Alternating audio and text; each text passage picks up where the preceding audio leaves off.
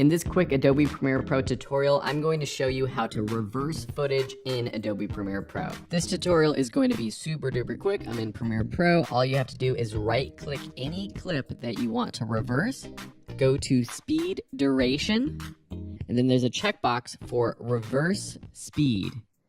Check that, click OK, and now your video is going to play backwards.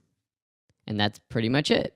In that same menu, I will mention in the speed duration menu, you have your options for speeding up or slowing down your footage. You have this percentage here. Right now it's at 100%. Even though it's reversed, it's 100% speed reversed. If I put this down to 50, for example, you can see that the duration has extended, so it slows it down.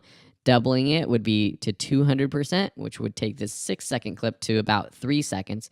So if we want to do that, we can click OK, and now we have this faster sped up reverse shot. So that's just another thing to keep in mind in that menu. You have both your reversing your clip as well as your clip speed.